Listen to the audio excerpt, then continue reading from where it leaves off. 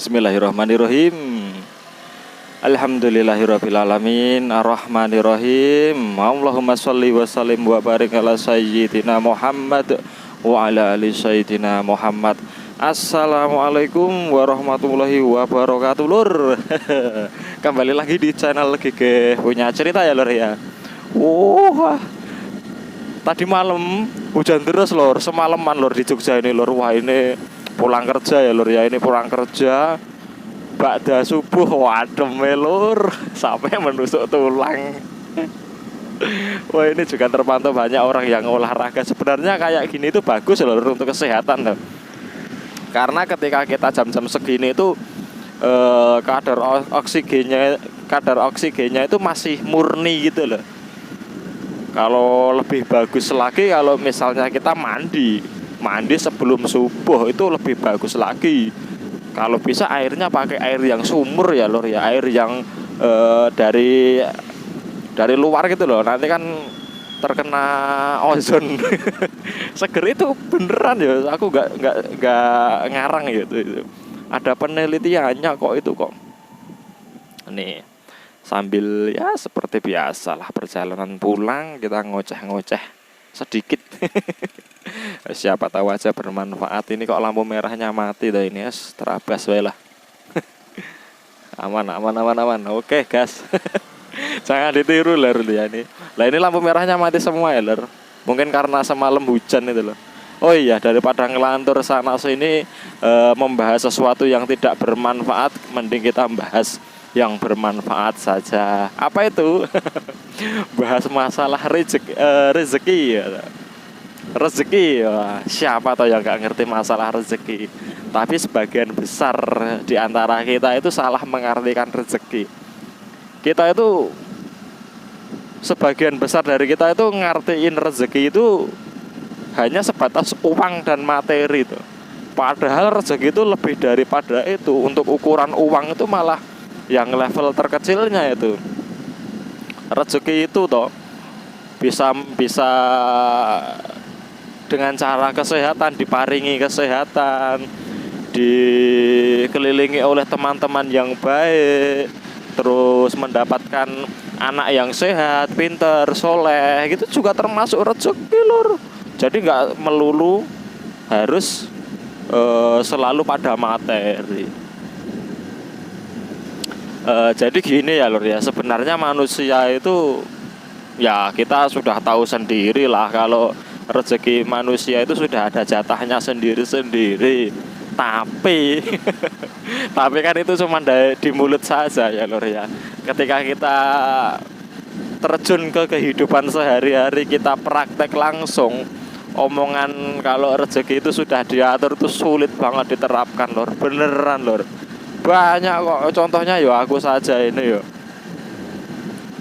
Aku sih percaya rezeki itu sudah diatur, tapi ketika dikasih dua pilihan, suruh meninggalkan pekerjaan yang ada rezekinya tapi sulit untuk beribadah atau gimana gitu, aku masih mikir. Katanya rezeki sudah diatur kok masih mikir ya. Itu ya salah satu apa itu namanya, kelemahan kita sebagai manusia itu. Ayo. Sulit apa, Lur? Beneran sulit ya. Enggak sembarangan orang yang bisa percaya itu loh kalau rezeki itu bisa diatur. Tapi faktanya memang Allah itu menjatah kita. Jangankan kita, bahkan cacing yang ada di dalam tanah pun ya, yang notabene-nya itu hidupnya di bawah tanah, itu rezekinya sudah diatur. Apalagi manusia, jelas sudah diatur. Lah, setiap orang kan jatah rezekinya itu beda-beda ya, Lur ya. Satu sama lain itu beda. Terus tergantung, yo pokoknya sudah ditetapkan dari sononya. Kita misalnya saja dapat jatah rezeki 1 miliar gitu ya. Misalnya kita dapat rezeki 1 miliar, walaupun kita kerja di tempat A gitu ya, kita tetap nanti dapat jatah rezekinya itu. Kita keluar, misalnya di keluar ada masalah di tempat kerjaan yang akhirnya mengeluarkan kita resign dari situ. Kalau dipikir secara logika kan harusnya kita kehilangan mata pencaharian, tapi sebenarnya enggak lor. Jatah kita ya tetap kita masih mendapatkan 1 miliar. Lah tapi dengan cara apa? Ya dengan cara lain. Lah misalnya apa ya? Itu tergantung usahamu lor. Jadi kalau misalnya tempat kerja, misalnya kalian usaha atau dagang atau apa kayak itu sebenarnya hanyalah sebabnya saja, asbabnya saja. Kalau masalah patokannya, rezeki kita sudah diatur. Kita kerja kerja keras misalnya ya, banting tulang, kerja esok awan sore, pagi siang malam gitu, tanpa henti-hentinya, itu nggak akan bisa menambah jatah dari rezeki kita. Begitu pula dengan sebaliknya lor.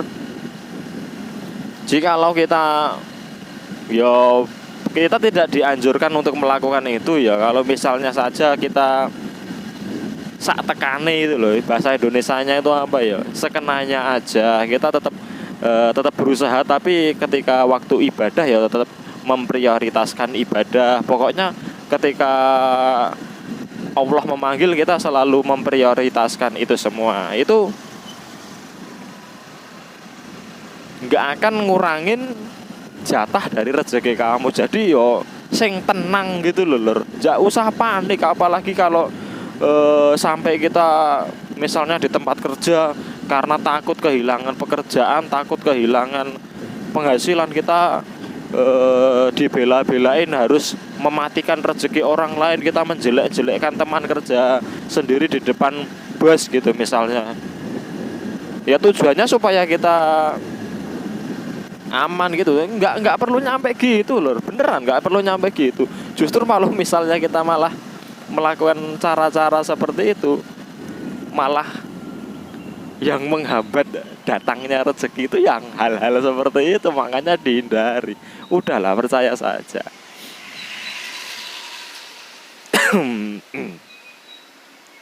Nah, di lampu merah agak belum begitu pede. Nah, aku ngomong didengerin orang soalnya.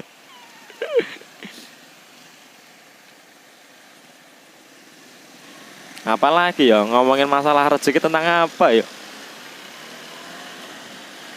Ya emang bener sih, aku tadi ngomong kayak gitu. Emang kalau emang cuma ngomong saja itu mudah dilakuin gitu loh, tapi kalau praktiknya sulit. Ya emang bener. Tapi kalau misalnya kita percaya kepada Allah, kita imannya itu kuat, insya Allah kalau tenang hidup kita itu. Sebenarnya ya lor ya, kalau misalnya dipikir-pikir ya, ukuran kekayaan seseorang itu bukan dinilai dari seberapa besar nominalnya lor, beneran. Bagi beberapa orang ya lor ya, uang 100.000, memiliki uang 100.000 itu seolah-olah merasa seperti orang paling kaya sedunia. Tapi bagi beberapa orang juga punya harta bermiliar-miliaran itu juga nggak pernah cukup gitu loh lor.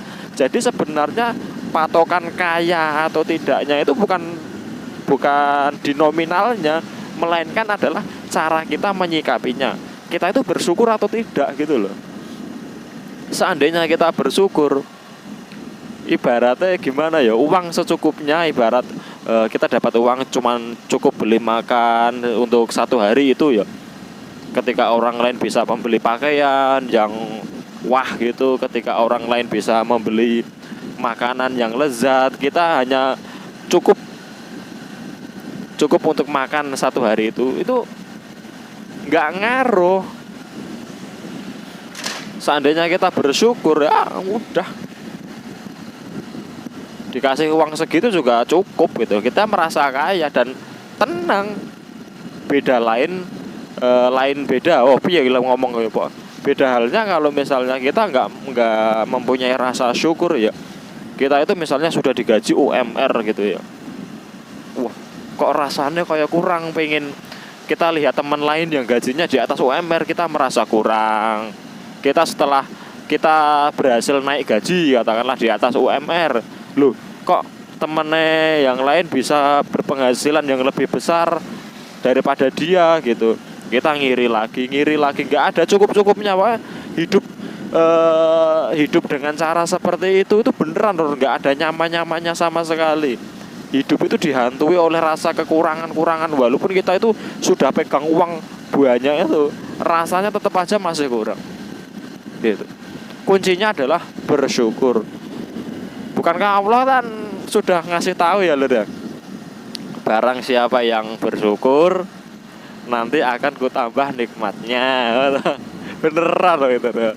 Barang siapa yang kufur atau tidak bersyukur ya, adab Allah itu sesungguhnya pedih ya. Pedih di sini itu bukan sembarangan loh. Siksa Allah itu, adab dari Allah itu nggak main-main loh. Nggak usah nantang, nggak usah pengen tahu adabnya seperti apa, nggak usah tahu dan nggak usah pengen tahu juga. Karena apa? Terlalu berat untuk kita. Jadi lebih baik kita ikut pilihan yang pertama. Barang siapa yang bersyukur akan kutambah nikmatnya. Loh, kuncinya bersyukur. Ya, mungkin video dari Gigi Punya Cerita cuman sampai di sini dulu.